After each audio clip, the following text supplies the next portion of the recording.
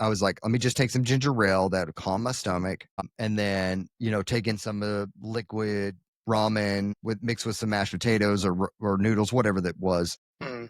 I drank the ginger ale and immediately had to pull off to the side and throw up. I do this because I enjoy doing it. I love running. I love running with people. I love going to races. It's so much fun for me. And if that joy is being pulled out of it and it's becoming more of a chore, then why am I doing it? And that's not what I want. I want to be able to do this in a prolonged stance, expectations on it. And that's what I did last 100, the Oregon Cascades. I didn't have a pace chart. I didn't have any of that crap. I just went out and I ran the race. I did have a loose pace chart for the fact that I had crew that was there like, hey, I'll probably be there this time. But if I weren't, then I'm not there that time.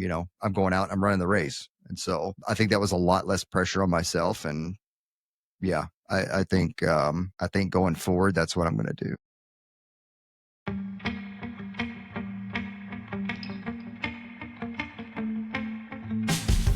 It's Golden Hour Adventure Time, featuring everyday people doing extraordinary things. From the peaks of victory to the valleys of defeat, these are their stories. Now, from the back of the pack, your hosts, Justin and Robbie. Justin, here we are. What up? Nothing. Today is just going to be Justin and I. Justin has done a couple cool things the last week, I would say. We're going to talk about that. We're going to talk about the future of Golden Hour Adventures podcast. We have a future, I think. What was that? I said we do have a future. We do have a future. I was thinking about it. We're coming up on 3 years. I know. September will be 3 years. Like, wow, that's crazy how long we've been going, but it doesn't even seem like it's been that long. No, it's like a blink of the eye. It's been a wild ride, and excited for what's to come. It's just super cool. Yeah, it's been a lot of fun. We're going to talk about Justin's race recaps. He's got 2 of them. We're going to talk about one that he just did yesterday. Then we're going to talk about the other one later, which if you follow him on Instagram, I'm sure you've already seen some posts. I had one pop up earlier today and I had to instantly turn it off because in golden hour fashion, I don't want to know anything. That's fair. That's fair. So I saw it and I was like, I got to turn it off. So, I do know some things, but I want to know all the details like we do in our race recaps. But let's talk about, what's going to happen with Golden Hour Adventures here during the summer and a little into the future.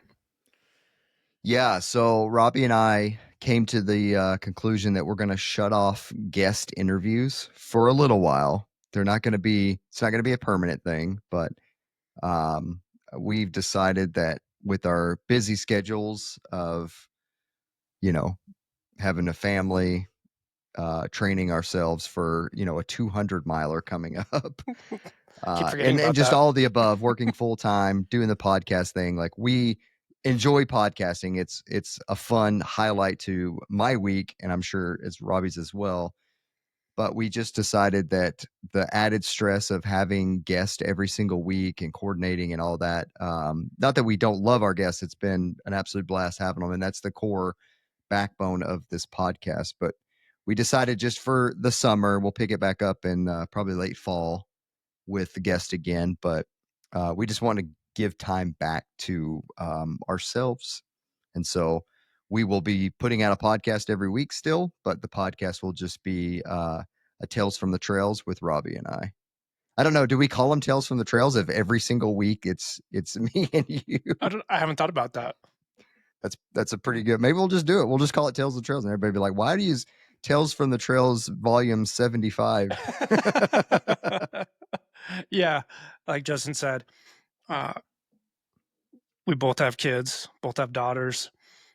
My daughter has been living with me for coming up on a year, and I've had to adjust a lot. Has it been that long? In October. I feel like she just moved in. That's how I feel some days too. Like everything's still new. Yeah. And making sure I give back to her, give her her space that she deserves. And same with you, with, your little one and Bethany. Like, we would schedule guests, and 5 o'clock on a Saturday, my time, 3 o'clock for Justin, and I'm sure Bethany and my daughter would be like, "Well, we can't plan anything because you're doing a podcast." I know. So, we still have a few more guests that are coming out. Some cool stuff, some cool guests that we have coming up, and then we'll probably pepper those guys in there.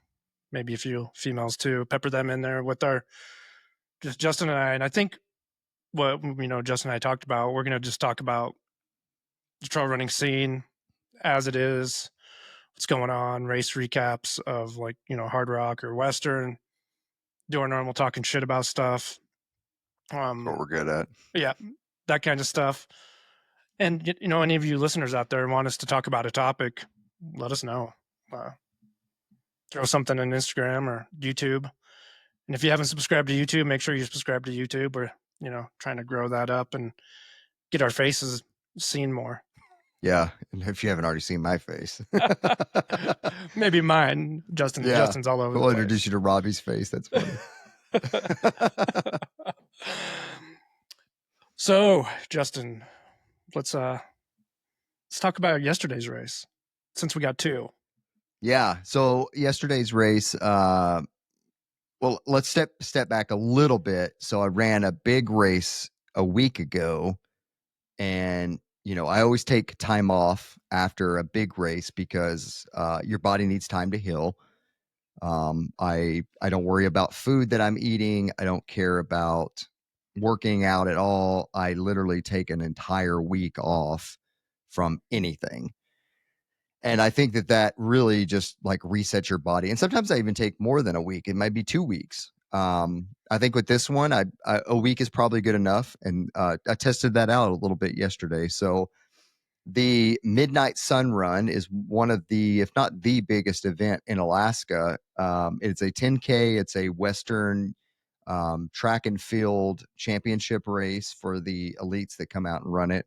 They get I believe a 60-second head start. Not that they need it, but they give them a 60-second head start to run the race. But yeah, it's a Western Championship U.S. track and field 10K. But for the rest of us, it's a fun run.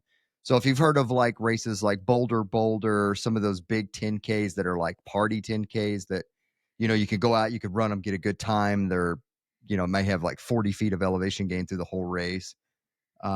Or you can chill and hang out, and there's people with slip and slides and foam swimming pools set up in their front yards. And if you're into drinking, people are handing out beers and shots along the way, and everybody comes out from the community and supports this event. And it's so fun. Like all the people that live along the route, like will come out, and they're either like hosting a party and music's blasting, or they're sitting out, just out in front of their, the front of their driveway cheering people on. And so I think yesterday there was about 3,500 people that did it, which for a small community, of interior Alaska, 3,500 people is quite a bit for a race. So it's really cool. The race starts at 10 p.m. So it's, running under the midnight sun.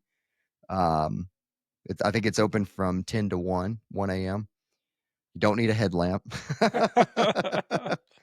The plan was to walk the race. I was walking with my daughter in the stroller, Bethany, and then her mom was walking it with us. The first 3,000 people that cross the finish line get a medal. And so we started thinking we were pretty far in the back when we were going to start. And so we're like, all right, well, we got to pass 500 people to get a medal. I was really like, I couldn't care less about a medal for myself, but like, this is my daughter's first race. I registered her for the race. She had her own little bib that was on the front of her stroller and everything. So I'm like, I have to get her a medal. And so the start of the race was interesting because she was in her stroller and she started just like screaming bloody murder. She's 6 months old as of yesterday. So, screaming bloody murder means one or two things. She's, tired, hungry, needs a diaper change type thing. So we looked, her diaper needed to be changed. The race had already started. So I told my wife and my mother-in-law to go ahead.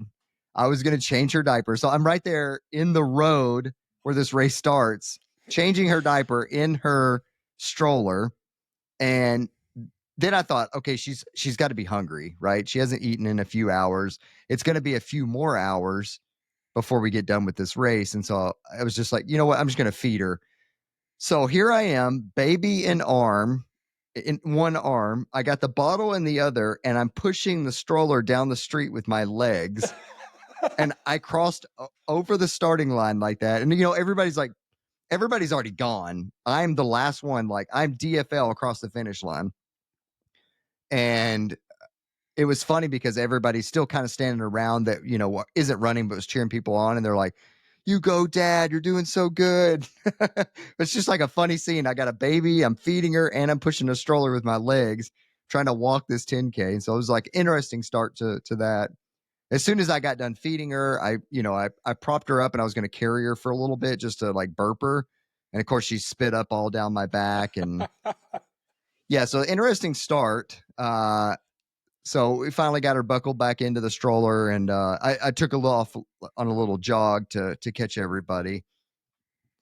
And we decided that we were going to walk for the first 4 miles, and then me and my daughter were going to take off, and to ensure that she gets a medal. And so, yeah, walked 4 miles and felt good. The legs were feeling good. I was really pleased, and community was just awesome. They had music going every other house that you went by. Everybody was cheering. It was great. And then at mile 4, where I decided to run, like I'm behind 1,000 people that are also walking, and so I'm having to run through all these people. It was pretty exciting. But when you have a stroller, you can push people around a little bit, or people get out of your way. So that's fun. But yeah, so we ended up finishing. We ended up getting a medal, and then we came back around to the course to meet up with my, Bethany and her mom, and they made it through and was able to get a medal as well. So technically didn't have to run, but I wanted to ensure that, my daughter got her first medal for her first race at 6 months old. We were kind of hoping she was going to age group. And I was like, I wonder if they have age groups like 6 months, a year, under a year. No, I would have had to probably been way up front to do that. But no, yeah, it's an exciting race. It's really cool. If you're ever in the area, around solstice, which is the 21st of June, this race is really exciting. It's just a really cool race, and it just doesn't get the love I think that some of the other ones do, but it is a lot of fun. I wish I was on a pair of rollerblades skating backwards. They actually say filming you. Oh yeah. But they actually say in the race that you can't have rollerblades as part of the rules, and I'm like, oh, that's funny. Maybe that's a USTF. I'm sure it is. I'd be like, I'm just a videographer. Leave me alone. Yeah, there you go. I don't have a bib. I'm just a videographer. Well, what was it? I can't remember. I was throwing down like 10-minute miles, and that's pretty impressive that weaving through all these people and a week post 100 to be able to throw down 10-minute miles. I was very excited by that. And pushing a stroller. I don't know, like 10-minute miles pushing a stroller is like 8-minute miles when you're not pushing a stroller. Yeah, I can see that. I gotta ask, what was like the winning time? I don't know. I didn't look. They're fast. I mean, it's a Western Championship, so 30-something minutes, probably. Yeah, probably. Yeah, I didn't even look. I guess I should have looked. That would have been kind of interesting to see. They're fast. I mean, when they shoot the cannon, so the Army actually comes out with their big cannon gun. I don't know what it's called, but they come out and they're the ones that start the race. They shoot that big cannon instead of a gun. And then you see all the cyclists take off, that are kind of the front pacers, and then you see these like super fast runners behind them. And so, yeah, I don't know how fast, but they were flying. I can only assume that it's 30 something. Yeah, way faster than I wanted to run it. Yeah, those 5K and 10K people are just like disgusting. Like when you get up to a half, it's you can kind of think a little, not for like the super fast elites, but you can kind of think about it. But those 5K and 10K, it's just like, By the time I'm even warmed up, you guys are like done and been waiting for me. I know. Well, I was looking at my watch at one point. My mother was like, "Do you think he wants finished by now?" It was like 47 minutes, and I was like, "I mean, I'm not trying to say it, but I think I could run the race if I was to run it in like 45 to 50 minutes, somewhere in there." And I was like, "Yeah, I would be finished by now." It's like, if I'm finished by now, there's surely people that would be finished, but I would rather not run it in 45 minutes because that doesn't sound fun to me. So No, I'll stick to my. We went sub 2, so I was pretty happy with that. Like 1:57. Yeah, I was like, okay. You guys had an hour for cutoff. Hey, hour cutoff. We were ahead. We weren't even in the golden hour. I was gonna say that put you like mid Packers, not back to the I was pack. a mid packer. That's for sure. keeping with it. Oh my gosh. If you were like hour 50, we'd say like you're front of the mid pack. Maybe, yeah, maybe. I'll have to go back and look at the results and see where we fell. But I'd be willing to say, I mean, I passed a lot of people when I was running. Did.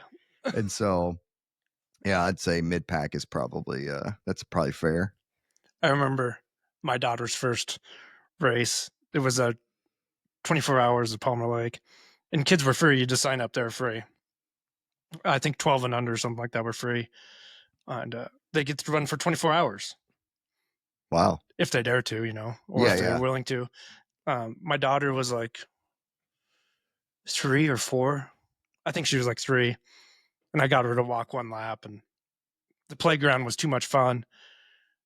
Then the next year she was 4, and got her to walk one lap. Then my niece was there, and we're like, we let him go over to the playground, and we're just kind of hanging out. And then I'm like, where are the kids at? I look, and they're standing like waist deep in the pond. Oh no! I'm like, girls, you gotta get out of the water. That's funny. I was like, bad dad, bad parent. Kids are in the water, and I'm not even paying attention.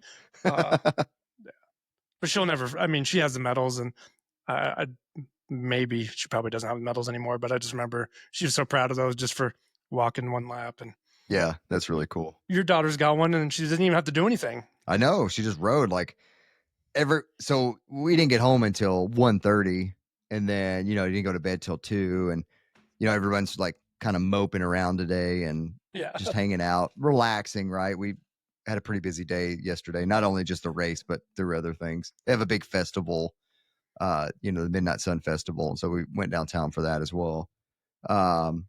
Yeah, so like everybody's just beat, and it's just kind of a chill day today. But my daughter's just like all crazy. I'm like, oh, somebody didn't work very hard yesterday. I don't know what's wrong with you guys, but I'm ready to go. Yeah, I'm ready to go. Let's rock and roll. Everyone else is beat and tired, but well, let's talk about this 100-miler. Yeah. But you attempted. I don't know if you finished or not. Well, I do, but we'll get there. But in my fashion, I got to know the details. So let's talk about training leading up to this one. I think you did a little different style this time for training for this one, and had a different coach this time. I did. I feel like, yeah. So this one was a bit higher mileage than what I'm used to. I don't normally do the mileage that I was doing on this one. I don't think I particularly liked it. Not for the fact that I don't like high mileage and whatever, but the stress of working full time, having a new daughter, family dynamics changed like crazy. Yeah. I started a graduate program, so I'm deep into my master's degree. You name it. A content creator, like you can't forget that, a podcaster. Yeah, podcaster, yeah. And so coach. and a coach. And it's like all of these things plus running 12 hours a week is a lot. Mm-hmm. And I felt like I balanced it pretty well, and I was able to, knock everything out really well. but I've run 100 milers. This was my 600 miler. I've run 100 milers before on way less miles and had somewhat of a similar result. And so looking back, I'm like, I don't think that my mileage needed to be that high. And my mileage wasn't like high in the sense of 100-mile weeks, like a lot of people, think high mileage. High mileage to me, it was very sustained high 50s, 60s for 12, 15 weeks. Long time. A long time. My body felt great running the race. My legs were fine. I recovered really well. And so, yeah, that's a great aspect to it. But is it worth it? In my opinion, no, it's not. You gave up a lot. You give up a lot, and I understand that there are sacrifices. If you want to go do these things, you do need to put in the work. But I think that there's a point where you're putting in too much work and it's not beneficial. I have a tendency to take injuries when I do high mileage, either a high mileage day where I go out and do like 2 long back-to-backs weekends, or, back-to-back days, back to, the same day, but a back-to-back, like a morning run and an afternoon run, both real long runs. Yeah. I will catch injuries. And so, I think, and we talked about this a little bit. I think we've talked a little bit offline, maybe, or maybe even online with it. But I'm going to change the training style that I do for cowboy, and I'm going to incorporate a lot more cross training and go into cowboy with fitness rather than having time on feet 60, 70 miles a week. And it's just like, it's not sustainable for me. I do this because I enjoy doing it. I love running. I love running with people. I love going to races. It's so much fun for me. And if that joy is being pulled out of it and it's becoming more of a chore, then why am I doing it? And that's not what I want. I want to be able to do this in a prolonged stance. Robbie interviewed some guy that was in his 80s that's running 100 milers. We're going to have another guest on that's in his 80s running 100 milers. That's what I want to be able to do. Maybe not running 100 milers when I'm 80, but I still want to be able to go to events and do cool stuff. And if I'm burning myself out every single training cycle and having the same result that I would have if I would have lowered my mileage just a little bit, incorporated some cross training, and went to the starting line healthy, I think I'll be way more happy that way. So, yeah, training was a little bit different because it was a little bit higher mileage, but, yeah, I mean, you don't know until you try it, right? Right. And I think and I think given the circumstances last year where I wasn't in a graduate program, my family dynamic was the same as it's been for the last 16 years. I think it would have been fine. Yeah. But you add in those stressors and that just adds to it. And not, having a kid, that's been like a highlight of my life. Mm-hmm. And so it's been so much fun. And I did take away from her because we have to, when we go out and do these training runs, some of them are 5-6 hours long. And it's like, yeah, we're starting early in the morning, but still, she's awake. But when the time I get home, and then you're exhausted from doing it. And I understand you're still going to have to get in your long runs. I do get that. I'm not oblivious to that, but during the week runs, I would get up super early and go knock those out before anybody was awake. So I tried to avoid taking time away from the family when I would normally, prior to having a daughter, just get off work, go run, and it wasn't that big of a deal. I think this is pretty important for everyone out there that runs this crazy stuff. People value different things, and we as coaches know this a lot because we have to adjust. You've had 2 pretty big, huge dynamics come into your life that have changed everything, and now you're realizing, where is my time more beneficial? Yeah. And that's very important because one thing I have to think about, as you do, is we don't get that time back with our kids. For sure. I probably won't have another one. I don't know about you guys, but I'm one and done, and she's 14, and I'm watching the time fly, and she's got 4 more years with me before she goes to college. Yeah. Is that 20-mile long run or that 4 hours with her on a Saturday morning more important? Yeah. That 4 hours with her in the morning is more important. Oh, for sure. Will I feel guilty from not getting that long run in? Yes. But everyone here knows how I train, lack thereof. And that's what really kind of started my whole getting out and just adventuring, because I can get out there and, when she's at grandma's house, I can get 6 to 8 hours out in the mountains and come back and know she was getting quality time with grandma and I didn't miss anything. I did, but she was with grandma. Uh, Whereas if she was at home, sitting behind the screen and we weren't doing anything, that would be lost time. So it's really hard to balance, and I think you're starting to see that. And another thing I want to talk about is the result. Does the result really matter in the end? No. No. And No, I it think doesn't. that's Unless you're ultrasign a fiend. yeah. I get it though. It's just yeah, I'm there with you. So training was a little different, a little higher volume this time. You were doing lots of freaking 20-mile runs. Lots of Yeah, weekends and of 20-mile runs.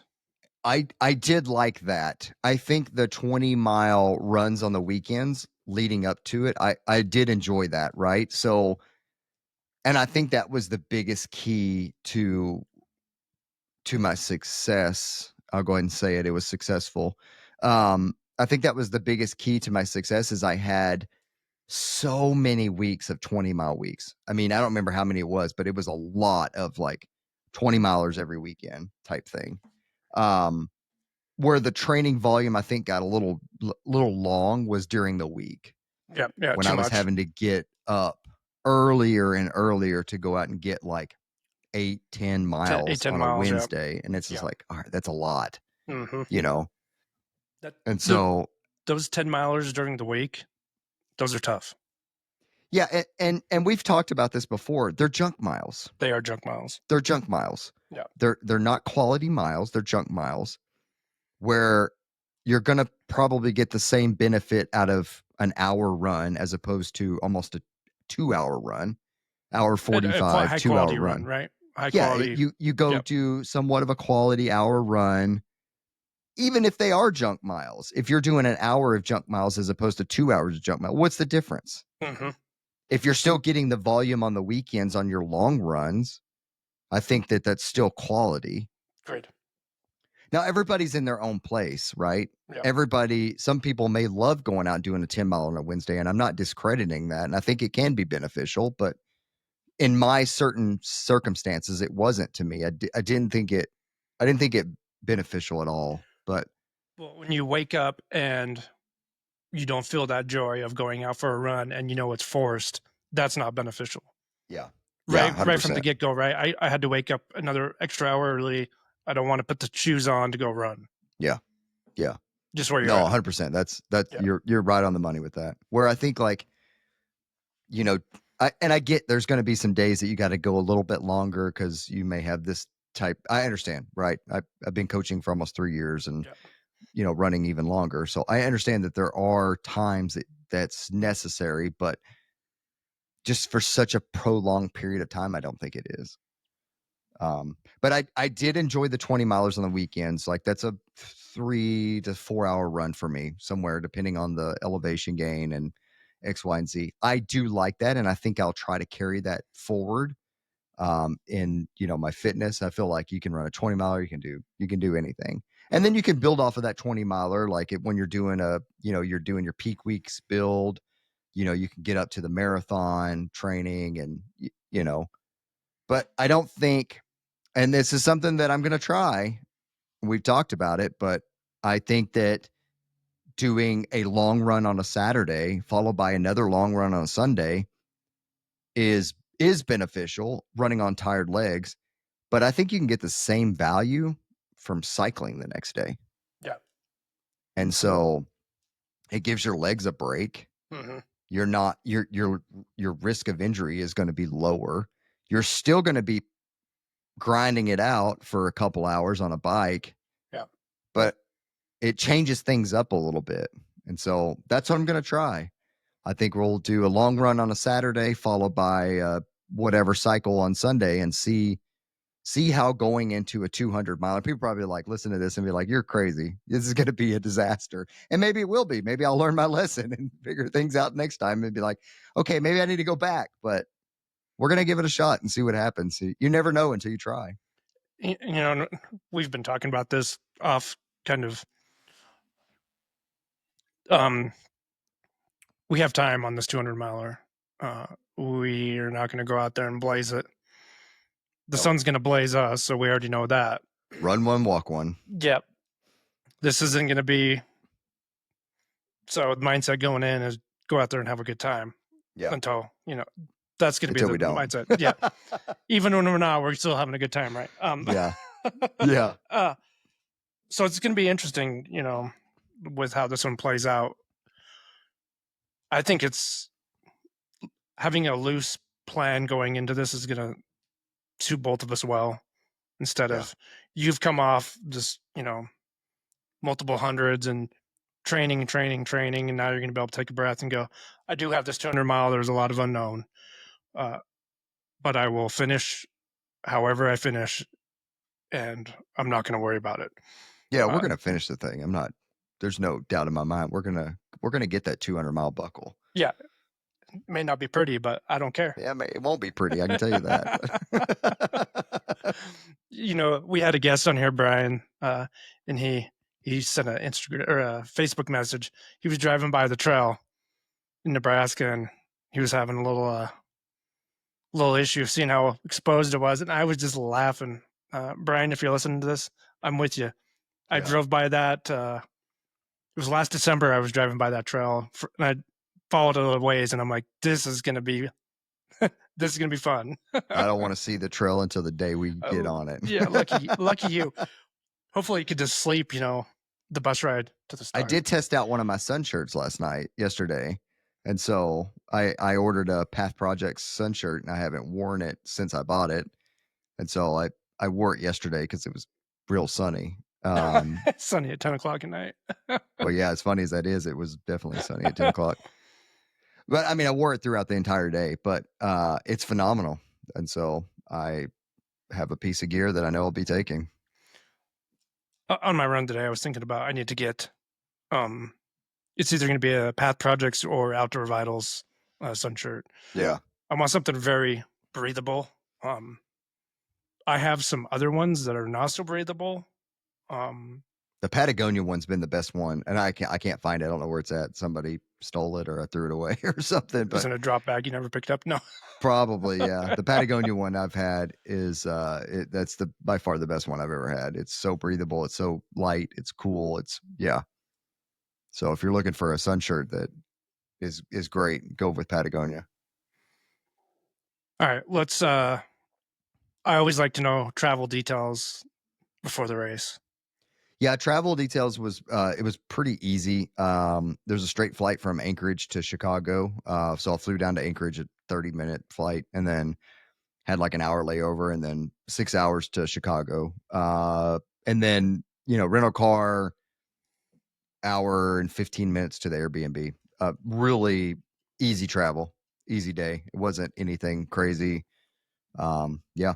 Other than you fly overnight, that's a typical Alaska flight. We call them red eyes.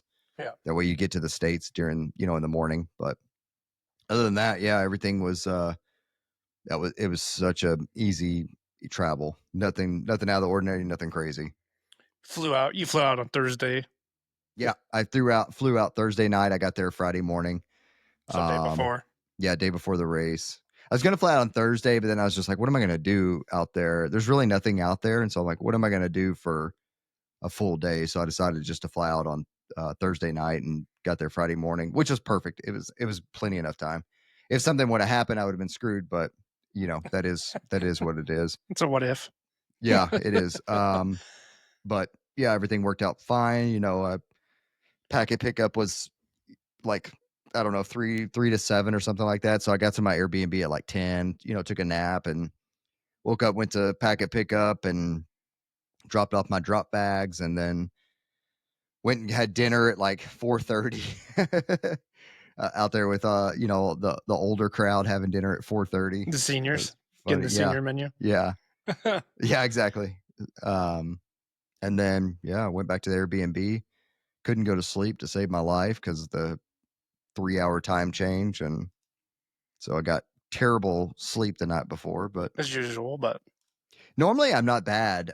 It's not normally an issue for me. I think because of the time change, it really kind of screwed me over. yeah. And then like the plane ride thing, taking a nap that morning. Oh yeah. Yeah, it all kind of screwed with me. But yeah, woke up at like 4 o'clock the next morning and was at race at about 5:15. Race started at 6. How many drop bags did you have? There was 4, so it was a double out and back. So 4 drop bags, and I was able to get to them twice. And so so 4 drop bags. You didn't have a crew, right? I did kind of have a crew. So Heidi from Instagram, Strong Mama Miles, she was running the 38 miler. She had signed up for the 38 miler. And so once we found out she was running the 38 miler and I was running the 100, she was like, well, why don't I just run the 38 miler with you for your last 38? And so the way they set it up is it's called the fun run. So there's really no like expectations. You can start really any time. It's a floating start. You can start, I think, after 6 p.m.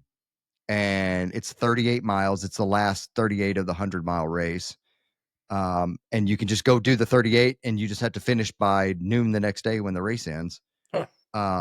So I mean, and there's not places or anything. You get a medal, but there's no like places or anything like that. But the reason they set it up was because to pace 100-milers.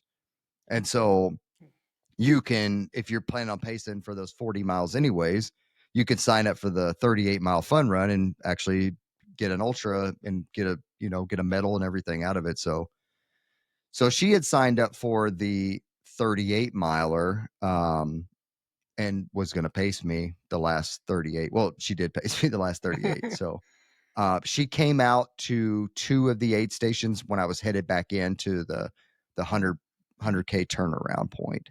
And so I saw her at those last 8 stations that you could see a crew at. So she was able to get my drop bag, kind of help me out. But I don't think I saw her until I was well over 30 miles when I saw her, 35 or something like that.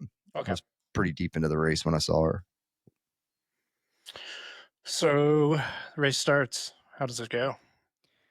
Yeah, so leading up to the race, I was nervous, and I don't know why I was nervous. I don't really ever get super nervous about a race, but I was a little nervous about this one. Training in Alaska, it was training in like 40, 50-degree weather. Didn't really have any heat training. I have a sauna, but I didn't train as much in it as I should have.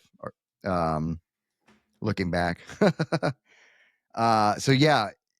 race start, it was 56 degrees, which is perfect, but it was about 90 to 100% humidity.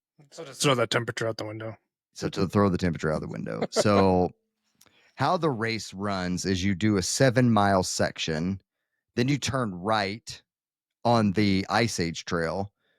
You run down to the 30-ish mile mark. You do a little bitty loop, like a 3-mile loop, connect back to where you were, and then you come back and go back down that 7-mile section. And then that's about 63 miles. I had way more than that, but I had like 65 at that point. But so that's your first 100K, right? And then you go back out on that 7-mile section. You take a left on the Ice Age Trail. You go down to whatever point, come back down that 7-mile section, and then that's the finish line. I don't know where I'm going from this. Oh, the first 7-mile section that I did, my shirt was entirely soaked by the time I got done with that. So we're talking like an hour and a half, 2 hours. My shirt was just like drenched. And so I knew this was going to be a crazy day with, heat was on the rise. Not a lot of heat. Even the race said that it was a cooler year. I think in the past, there's been years where it was in the 90s.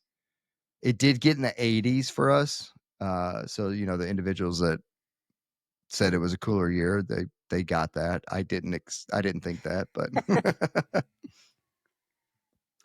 yeah. So the first 7 mile section is a like cross country style running trails, Okay. maybe cross country skiing. It's Wide and grassy.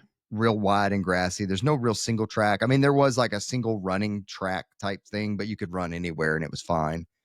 And so that was about the first 7 miles. Once you got on the Ice Age Trail, that's where it got single tracky. And you were single track pretty much the whole way until you got to that circle loop thing at like mile 30. And then you come back on the Ice Age Trail, and so you're single track.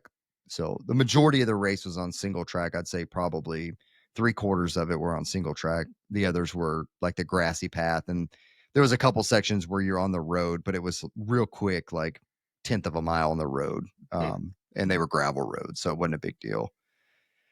Yeah, the race was the first 7 miles. I was soaked by the time I got to that. At the 20-mile mark, I was started feeling the heat. I knew heat was coming. I was starting to get hot. I was running with a couple people, and they were talking about how it was hot too. We were just in these wooded sections where the humidity and the heat was just socked in. There was no, well, at least I didn't feel it. There might have been, but there was no breeze. And it was just humidity and heat just kind of just like in there, if you know what I mean. Yeah. And so at the 20-mile mark, I, just like everybody else, got out my ice bandana, threw my ice bandana on, and that really just like that helped so much. It cooled me down. It was amazing. They had the sponges that you can pour on your head. Yeah, that was great. So at the 20-mile mark, that's where 10 Junk Miles was running the aid station. Yeah, we'll talk about aid stations here a little bit, but the aid stations were phenomenal. So yeah, ice bandana, refueled all the nutrition and stuff and took off again. Every aid station I was putting new ice in. The aid stations weren't too far apart. I think the longest was like 5 miles, but there were some that were 2 miles. Oh geez. Yeah, it was crazy. That's later hard. on in the race, it was kind of nice to have something that was fairly close, but Yeah. I would try to get my ice refilled, and I'm like pushing back there. I'm like, well, the thing's still completely packed of ice. But at mile 25-ish, let's call it, you run through this area called the Prairie. And so it's 100% exposed. Yeah, it's real tall grass. And they had warned us on the way, before, that the prairie is going to be hot. That tall grass holds in humidity. You have the sun beating down on you. It was a clear day. There was no clouds. So the first time we ran through it, it was still somewhat early in the morning. So there was heat, but there wasn't a lot of heat, right? So you hit that at probably like, let's call it 25. I'm going to be way off, and somebody's going to be like correcting me on my numbers here. But yeah, so that first, 5-mile section through the prairie, it was hot, but we made it through. We cruised. At got to the point where it was the next drop bag section. I had pre-planned this, and I thought it was a great idea, and it ended up being a really good idea. It was a 10-mile section, and what I was going to do is I was going to drop my pack, and I thought that, and I'd throw on a handheld. Okay. Because there was aid stations in between. I could handle 10 miles with a handheld. Oh, damn. And I had my little Solomon belt thing too, with all my nutrition, and so my phone and all that. So I threw that on, threw the handheld on, and threw the pack off. And I thought that, like, okay, we're getting hot throughout the day. Let me take all this stuff off, and maybe just the flow of my shirt would dry it out a little bit and, cool me down. And it worked wonders. It was amazing. I'd never tried that before, and I'm glad I did. But I had to throw my backpack on and go back through the prairie. And at this time, it was about 3:00 in the afternoon, and that's the heat of the day. Yeah. And so I made it through the prairie fine. I I was hot, just like everybody else. Everybody else is sweltering hot. I looked like, Andy Glaze puts on sunscreen so thick. It's just like his face is white. That's what I was doing. I was like my arms, my head, my neck, everything. It was funny, but I made it through that section just fine. And I got back to the 60-mile mark, kind of where you turn off the Ice Age Trail and get back on the little path, the cross-country path that takes you back to the start finish, which is the 65, 63-mile turnaround, to the 100K turnaround to start the 38 miles, right? So I made it to that 7-mile section, and my stomach started like really like bothering me. And so that's when I started throwing up. What mile was that at? 60 miles? Around 60, somewhere around there. I don't remember exactly where it was, but it was around 60-ish. I started getting sick. And so there's an aid station kind of like as soon as you turn off the Ice Age Trail, like there's an aid station maybe half a mile from there. And so I had thrown up prior to that, but I was like, okay, well, let me just kind of walk into this aid station because I know it's there, jarring your stomach when you're running. It's just sloshy, right? And so I was like, let me just walk into this aid station. I'll drink some ginger ale. Maybe I'll because it was 6:00. It was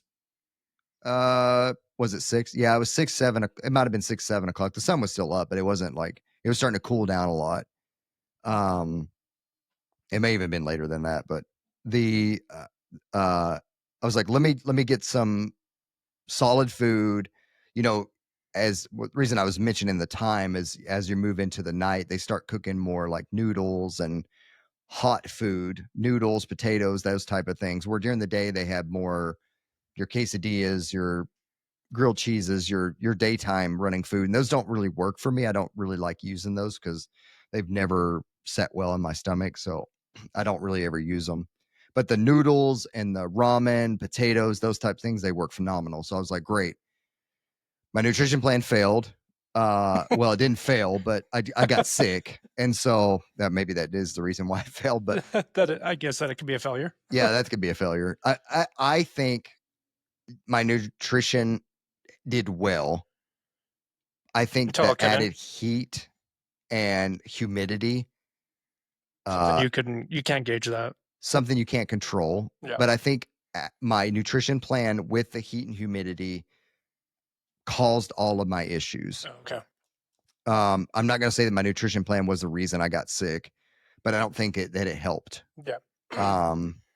But the heat and humidity is 100% what got me. Yeah. Yeah. And so throwing up, I got to that aid station. I was like, let me just take some ginger ale that would calm my stomach. And then, take in some liquid ramen mixed with some mashed potatoes or noodles, whatever that was. I drank the ginger ale and immediately had to pull off to the side and throw up. As soon as it hit your stomach. Yeah, it immediately hit my stomach and wasn't having it.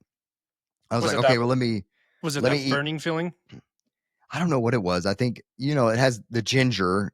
Yeah. I can't really eat ginger candies because they're kind of gross to me. So maybe it was just like, that's what my body reminded it of. So, so I was like, let me eat some noodles. Maybe just the noodles will help. And I was able to get the noodles down, the liquid broth. I got that down. So normally what I do is I just grab a cup of it and I start walking, and I'll just, as I'm moving, I'm just eating as I go. Yep. So I got all that down. I was like, great, we're good, and then like maybe another half mile down, I was throwing up again. So I was like, great. I was able to, the next aid station was 2 miles away. And so I was like, okay, for 2 miles, I got 2 miles to limp it in. I have nothing in my stomach. I can't keep anything down. I have water now. I was running liquid nutrition. I have water now because I changed that out. And so I'm sipping on water. I'm able to keep the sips down, but I think if I take anything bigger than a sip, I'm going to throw up again. So I'm sipping on water. I make it to this 2 mile aid station with 5 miles left to go to the turnaround. And I'm like, all right, let me try this again. Some ginger ale. I was able to get the ginger ale down. I didn't throw it up. And then I was like, okay, good. We're good. Let me get some more noodles. And so I think they had mashed potatoes at this one. So They had mashed potatoes with broth on it, which is, if you've never had it, it's a phenomenal combination. It is. Dipping them in the broth if they got potatoes too. Well, yeah, but they had mashed potatoes with broth. with broth. Oh, yeah, yeah. that's a combo right there. Yeah. I was able to keep those down. We were good. I started feeling pretty good at this point. I was like, okay, maybe just taking the time walking for, 2 miles cleared my stomach a little bit, and I was feeling okay. So I started running again, and I probably ran for another mile or two until my stomach was like sloshing again. I was like, great, here we go. I threw that stuff up again. I was like, God dang. And so I was like, I was in the dumps at this point. I'm like, I can't keep anything down. I know I'm starting to get dehydrated. Mm-hmm. I know the signs, the symptoms. Yeah. I can't keep water down. I can't keep ginger ale, Coke, Nothing. liquid nutrition, any type of food. I'm overheated, right? Yep. And at this point, the sun's starting to go down. It's starting to get, it's dark out almost. And I'm starting to get worried because I'm like, I know the signs and the symptoms of dehydration. I'm not going to push myself past dehydration for a buckle. It's not worth it. Right. Well, that's what your mind was telling you anyways. That's what my mind was telling me. I mean, yeah. I work in the medical profession, as a firefighter, so I know what the signs and symptoms are. I've been on races before where people are like this. I knew that this was serious, and I had to really pay close attention. Obviously, I didn't want to quit. That wasn't the the thing. But when you start getting in those moments and those times, that's the first thing that comes to your mind is like, well, I could just end this right now and be done with it. And so I was texting my wife. I was telling her everything, she's like, well, call me. So I called her. We're talking it through. She's like, she's like, well, if you got to quit, it's not that big of a deal. Like there's other races out there. It's not a big deal. She didn't want me to quit and she wasn't encouraging me to quit, but she was, worried about my safety over anything else. So her and Heidi had linked up, through text messaging. And so she'd reached out to Heidi and told her that, what was going on. So Heidi actually came out on the course and met me with about a half mile to go to that turnaround spot. And I was telling her, I was like, hey, I'm in a bad spot. This is what I'm experiencing. And I've been walking for running, jogging, slogging for the last 7 miles. And, my stomach is just crazy. And so I was like, let me get to the start turn and let me talk to the medics and see if the medics have anything to calm your stomach. I wasn't looking for the medics to pull me by any means. Yeah. I was looking for the medics to give me something, some Imodium or something like over the counter that would calm my stomach. And I had Tums and I was using Tums, but they weren't staying down either. That's the problem. That's a problem. I've watched people use Tums, and when you're there. Yeah, when you're already there, Tums don't work. Tums work great to prevent it. Yeah. But when you're already in the spot, like Tums don't work. Yep. And so I met up with Heidi and she was like, let's just get into the aid station and let's just sit down for a minute. Yeah. And let's try to eat some food. And I tried to find a medic. They had medics there, but they were more like, we can wrap your feet up, we can tape your feet type medics. They weren't like, we have medication medics. Yeah. And like I said, I wasn't looking for like medication, just more like over the counter stomach calming type thing. Yeah. I was like, all right, great. Here we go. So I sat down at the aid station. That's the turnaround is big because everybody, is out there cheering. 100K runners on, the 50K runners coming in, 100-miler turnarounds, 38-mile start. So it's just a lot of people out there, right? And there's a lot of, a lot going on. Derek that we've had on the podcast before, he was working the aid station. And so he came over, he's like, hey man, what do you need? And I was like, I'll try noodles. They worked somewhat before, let's try noodles. And so I ate, I think 4 cups of noodles with broth and kept them all down. Okay. As I was sitting there, I started feeling pretty good. And I was like, what is going on? I've been like death marching the last 7 miles, can't keep anything down. As soon as I sit down, have some noodles, I started feeling fine. And I was like, this is dumb.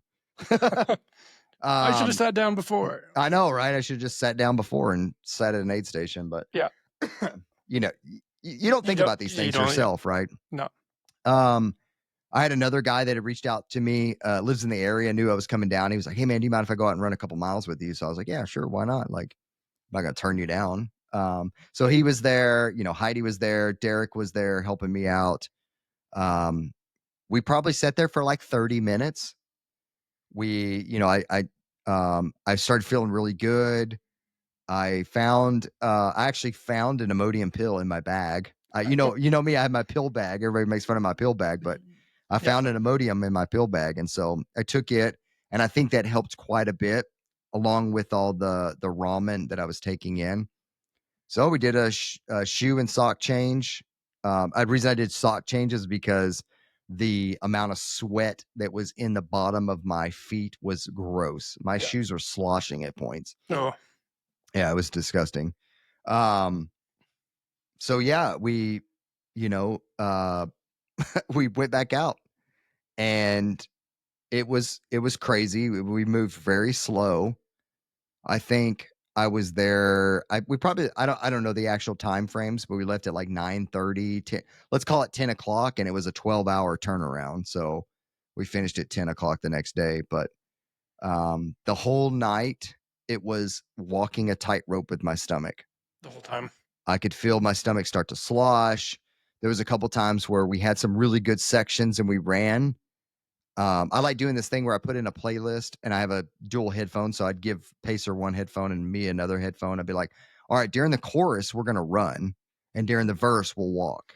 And that's just kind of that run walk type thing that changes things up. And so we had a couple sections where we did well. And then, and then I'd be like, oh, I can't do that again. My stomach was crazy. I had to stop at the porta potty twice, at the aid stations, and my stomach, diarrhea. It just like, not to be disgusting, but was it like just pure liquid? Yeah, essentially. So you weren't digesting anything at all? No, not really. No. Yeah. But the thing that really kind of smoothed things over for me is I was peeing a lot. That's good. And it was clear. Were you peeing before?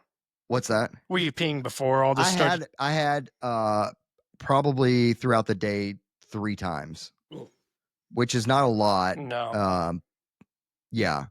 But I was my frequency was going up. And I know this is like TMI on the podcast, but this is kind of an important thing for ultra running. Important. And so that's what was giving me that peace of mind that I was still good, because I was peeing a lot and it was clear. And so I knew my hydration levels were starting to come back up. Your kidneys were working. I was good. And my kidneys were working. Yeah. Yeah, I was good. So I was like, okay, well, I'm peeing a lot. That's good. I'm not upset. But yeah, I mean, the rest of the night was spent. I didn't take any of my gels or any of my stuff back out. I was like, I'm not taking any of that crap. Oh, you were so done? I was done with them. I didn't know how much they contributed to my sickness. I didn't want to risk it again, and be out there and, anyway. So with the aid stations being so close, I could get the calories that I needed.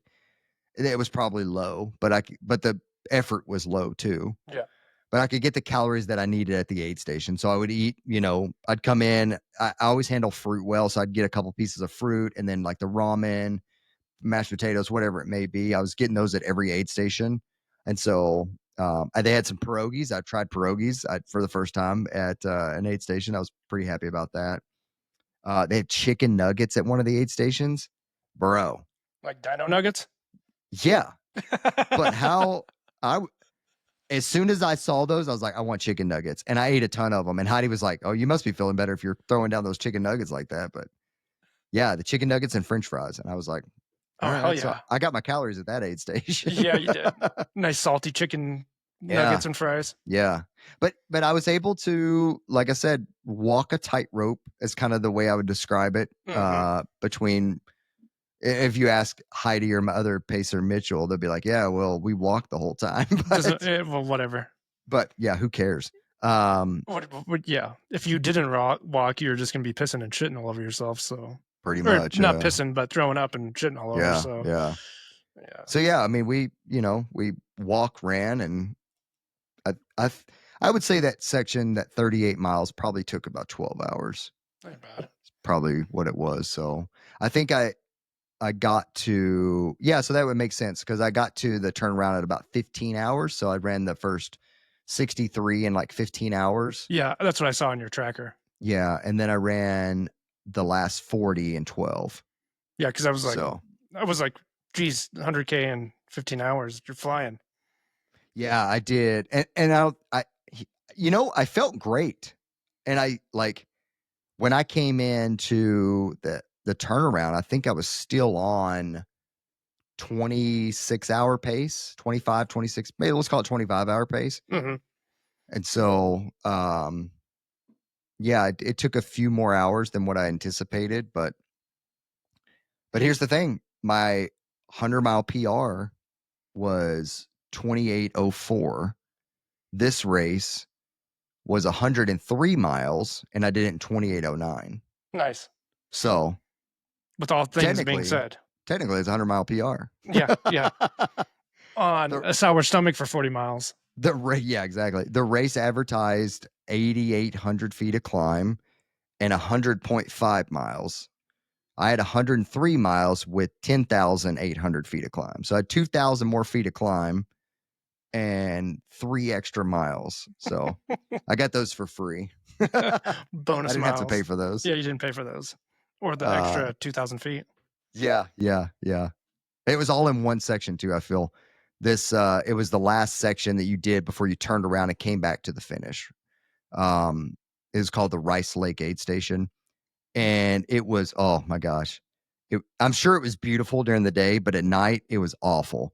It was like river rocks, like those big river rocks that you like step on and they move. Mm-hmm. And then they had railroad ties, steps. Oh. All the way. You climbed up to a Rice Lake, and then you thinking in your head like, oh, I'm gonna run down now. No, it was uphill both ways. Just like in school. That section, it was 4 miles there, 4 miles back. That 8 miles, that was a tough 8 miles. And everybody had already told me like that's a tough section, but yeah, that was a tough section. We talked to somebody before we started, so it was 2 4-mile sections, so 4 miles and then 4 miles up to the Rice Lake and then 4 back. Okay. And so we had 8 miles to the turnaround, and some guy was standing there, and we were like, "What's it like on that?" And he's like, "It's uphill and rocky." He wasn't lying. It was uphill and rocky. So that's another thing I wasn't really like anticipating is the rockiness of that trail. It was really rocky, and the whole way. Yeah, the whole way. Other than that little 7-mile section that was kind of grassy, but like some of those sections were pretty rocky too. Just, I don't know. I guess the area is pretty rocky, but dude, my feet were kind of like hamburger. I haven't felt like hamburger feet in a while. That was really surprising to me, but that was a rocky course, and I didn't anticipate it. And everybody was like, "Yeah, it's pretty rocky out here," but.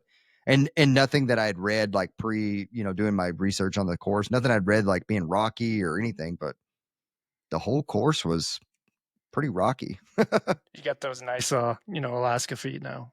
I do, yeah. So what we train on, we have roots out here, so we have tons of roots. So I'm used to picking my feet up for the roots, but we have soft ground and roots. We don't have rocks, and so, I mean, there are some sections that do, but for the most part, we're rooty. I remember when we were doing Bandera, and we got to that the telephone pole section on those freaking the creek bed, whatever that thing was. Yes. I think that's what did me in right there. Yeah, those rocks there too. It wasn't as rocky as Bandera. I won't say that, but It was. I mean, because Bandera is the desert, but yeah. But it was still pretty rocky. That was surprising. So you pretty much death marched the last 40 miles. I would say it was more. There was a lot more running than just death marching, but it wasn't like it was like 14-minute miles. Okay. It wasn't. So it wasn't. We were still moving. We were still moving pretty well. I think my overall pace was 16 minutes or something like that. So, it wasn't a death march. I mean, there were times where it was, but like I said, if you ask my pacers, they'll tell you we didn't run at all. But I think we moved for the circumstances. We moved faster than a death march, if that makes sense. Okay.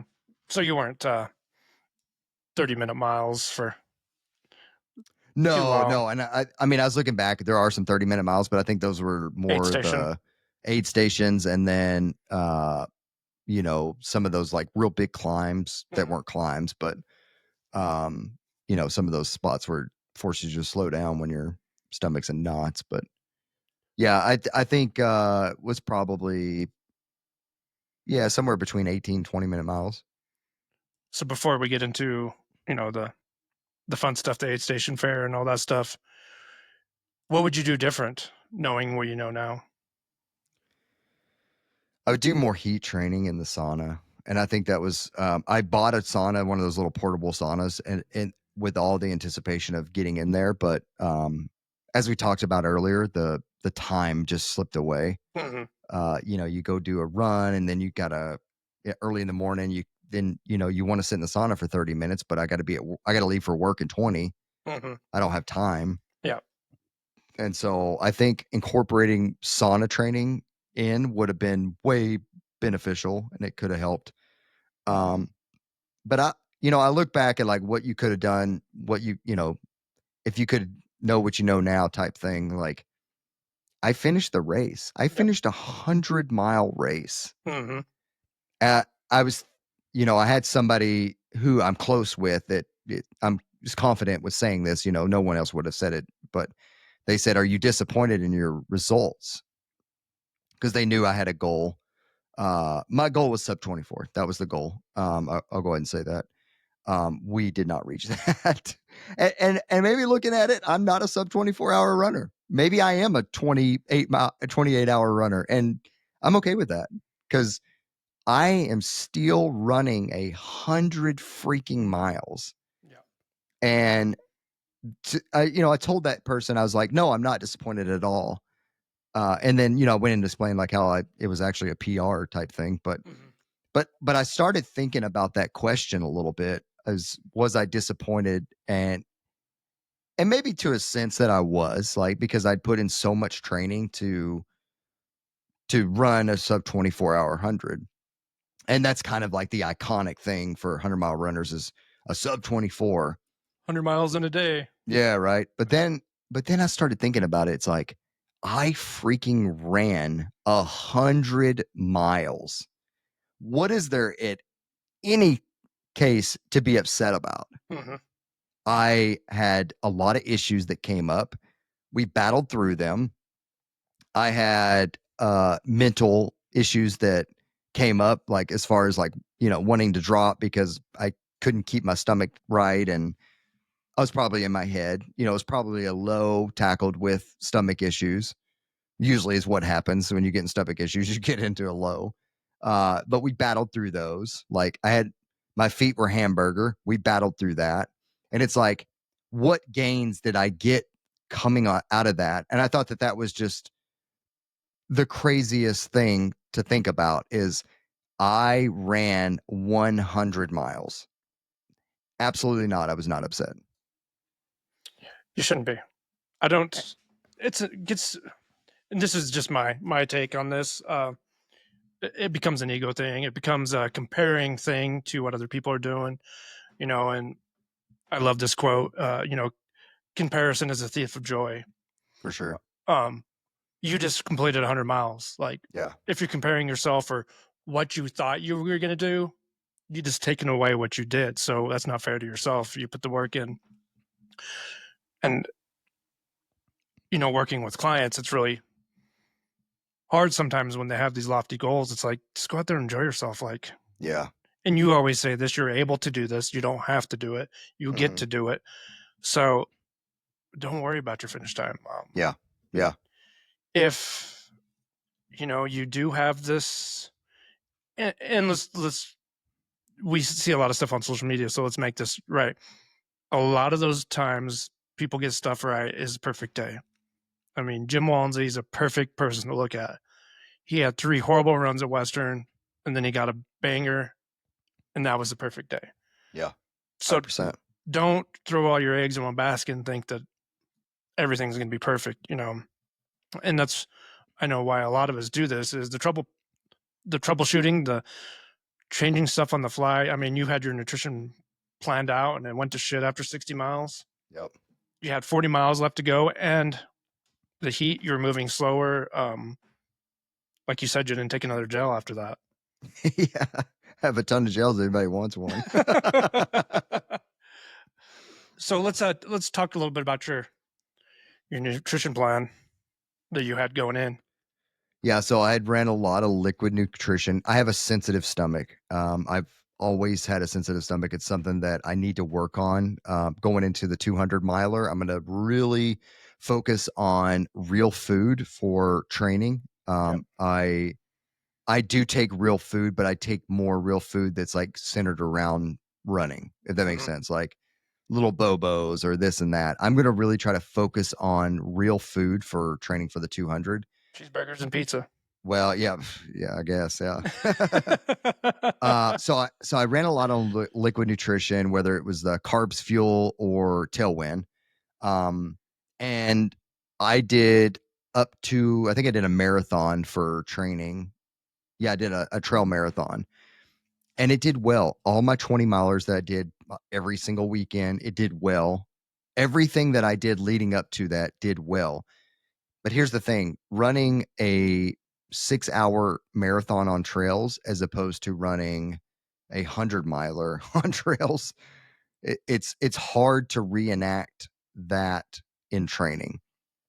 My body handled it for 60 miles until it couldn't handle it anymore. And as stated before, you know, the added heat and humidity definitely played a factor in that. But, you know, that's the day. That's the day I was given. Yep. I can't get a better day, I guess. You're not going to get it. You're not going to get a better day. That's the day you were given. Yep. And so that was the nutrition. I had some gels too that I was using. They were the carb fuel gels. I really like them. They're 50 grams of carbs with 450 grams of sodium. They were going down fine. The liquid nutrition was going down fine. Everything was working really well until it wasn't. But yeah, that was my plan on nutrition. But I knew when it went sour that what works and has worked oh my gosh, what has worked well in the past, and that was ramen and potatoes. And so, you know, we switched to those starches, and it got me through. Wait, would you say that was like plan C, or was that plan B? Like, did you get past plan B and had to go to plan C? Well, I don't think there was a plan B or C. It was more just when things don't Survival. go well, we'll survive. The plan was always to, you know, use those liquid nutrition and then grab stuff off the table at the aid stations to you know, balance out all the liquid stuff. But yeah, going back to the drawing boards again. You know, I've been struggling a little bit with nutrition too. I mean, using that cluster solely, then, you know, putting some other stuff in there, and my stomach is just, some days it's okay, some days it's not. It was Thursday, it was 90 something degrees. Friday it was 102 degrees here. Yesterday I got up to 90 something. Today it's 70. So, you know, and the humidity has been crazy here. Yeah. So yesterday I was like, I'm not doing any cluster. I'm just doing water. And guess what? Yesterday worked wonderful without using cluster. Good. I relied on more old school mentality, you know. Our good friend Manda was posting something on Instagram, and I was thinking about this today she was talking about something with, you know, runners eating Pop-Tarts and processed food and running fuel. But yesterday I was like, how great is this that I get to eat nerd clusters for breakfast? Yeah. It's pretty it was good. Like it's 8:00 in the morning and I'm eating handfuls of nerd clusters for breakfast. And I was just like, who else does that? You know? Yeah, that's phenomenal. And I did the same thing today. And, Yep. you know, I railed one of those peeps again too. So nice. The peep rails. Yeah. We'll have to do peep rails at Cowboy. Yeah. Well, we will. I still have 2 boxes left. Yeah, make sure you save a couple packs. We'll do peep I'll rails. save them. I'll save them for sure. We'll get video of us so you guys all can see how you rail a peep. That's funny. uh, we're getting a little long on time here, but I do want to hear about these aid stations. Yeah, so I saw the aid stations and I kind of visited them a little bit, but I didn't really I didn't cruise a lot. So because there's so many aid stations, Yeah, it sounds like it. I ran with a bladder instead of bottles because that's Okay. what I'd practiced. And Mm-hmm. so I'd actually got this advice from a buddy of mine that was supposed to run the race with me. He ended up having an injury that um, inhibit him from going and running the race, but we're supposed to run it together. But he was going to run a bladder too, and that way he could skip some of the aid stations, so you're not spending as much time in them. So I would say the first 60-ish miles, I didn't skip the aid stations. I did sit there for a minute and look and grab and go type thing, but everyone was so friendly. Most time I spent was just getting ice and getting water dunked on my head, but everyone was so friendly. Everyone was so nice, just like at all the aid stations. But what I liked about this one is they were all put on by organizations that are trail runners. So 10 Junk Miles ran a big one. Bigger Than the Trail was running one. Trail Sisters was running one. And so they were all like organizations that are ultra runners. And then there was a couple of groups that I'm not familiar with because I'm not from that area, but the Wisconsin runners, the Chicago runners, or whatever it may be, um, they had an aid station as well. So everyone that was running an aid station was a runner themselves or was associated with a running club type thing. So they understood what was going on. And I thought that was pretty neat. And so, like, when you come into these aid stations and, you're feeling like how you feel, and you tell them, like, this is what I'm feeling. Hey, man, let me give you some ramen. They already knew what the solution was. And so um, I really thought the aid stations were great. The hype was good. They had lights at night, music blaring. Like, the hype was good at the aid stations. It's what you wouldn't expect an aid station to be for a 100-miler. So top notch aid stations, top notch organization. The trail was marked flawlessly. If you got lost, there was a reason. You were doing something that you shouldn't have been doing if you got lost. It was marked flawlessly. Like I said, the aid stations were on point. The organization was great. The communication about the race was great. The buckle's the biggest one I've ever got. Swag was really cool. We got like these long sleeve head sweats shirts, which I didn't even know they made shirts, but they're super good quality. Some local made the artwork for them. They were just like, everything was just on point. I really enjoyed the race. I'll definitely probably go run another ornery mule race. It just just did a really good job with it, and I was very pleased. Well, congratulations on another hundo. Thank you.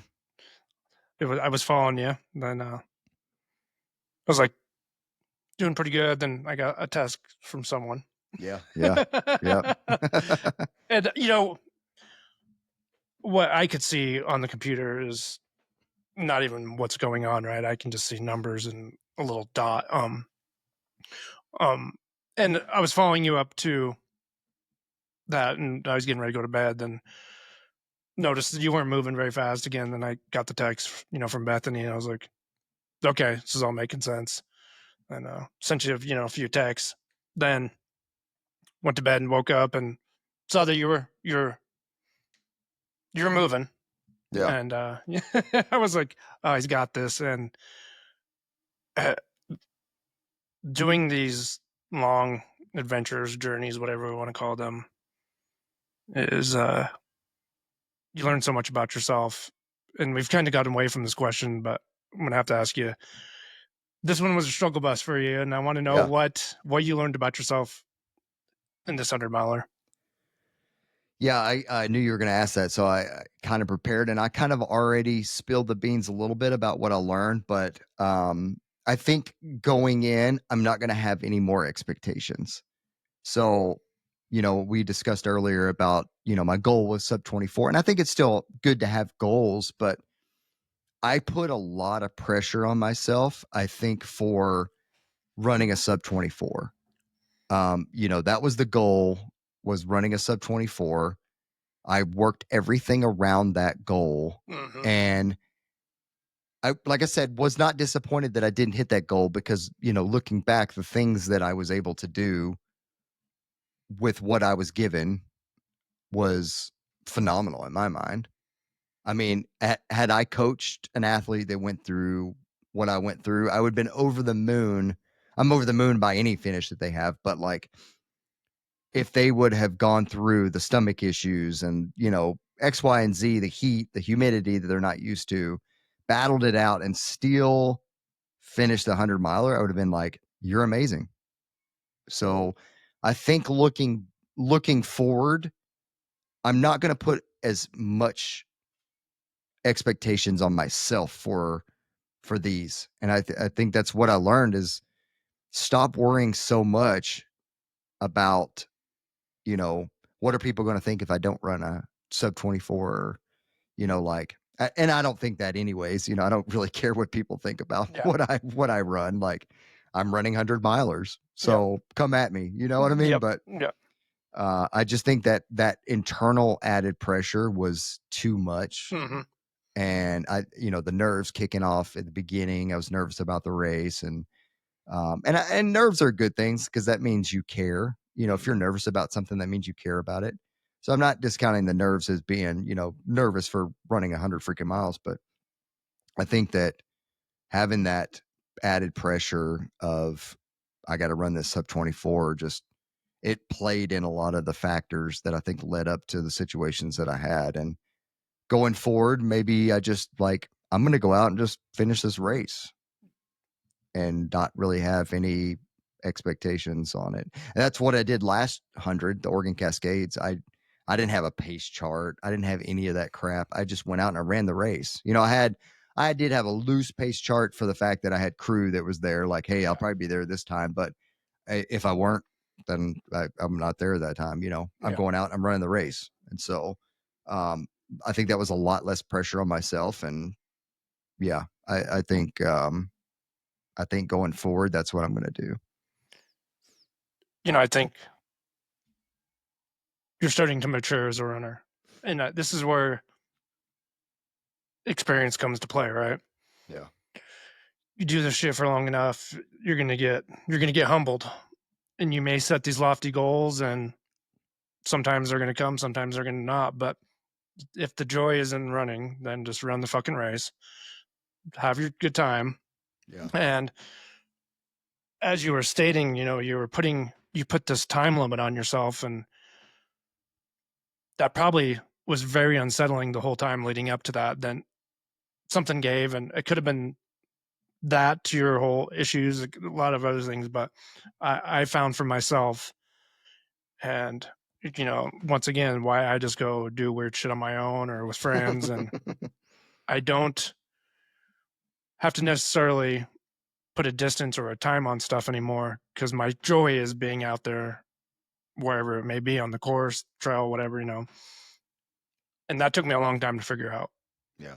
Long time. And I struggled a lot where even when I did meet these goals that I set out, I would be done and I would still be unfulfilled because I'm like, what's next, right? You get to this road that's open and you're like, oh, I could do this, I could do that. It's not good for me mentally because that internal pressure just becomes too much, and something's going to give, and I don't want it to be my family or friends or work. Yeah. Right. That's not why we do this. We do this for ourselves and other things. But I'm really proud of you for, finishing this race and learning a little about yourself with. Thanks, man. I appreciate it. Gee, this is what it is, Yep. Yep. It was what it was. All right. Well, we're 122 in. I'm going to let you take us out because I'll fuck it up. See, I've learned not to do something. Yeah, there you go. Learning about yourself. Well, if you enjoyed this podcast about race recaps, whether it be Kettle Moraine 100 or the Midnight Sun Run, please leave us a comment, leave us a review. Check us out on YouTube. We are live on YouTube. Not live, but we're on YouTube. You can see our faces if you don't want to just hear our voices and you want to see my sweet mustache and Robbie's beard. Check us out on YouTube. And as always, we will see you on the trails.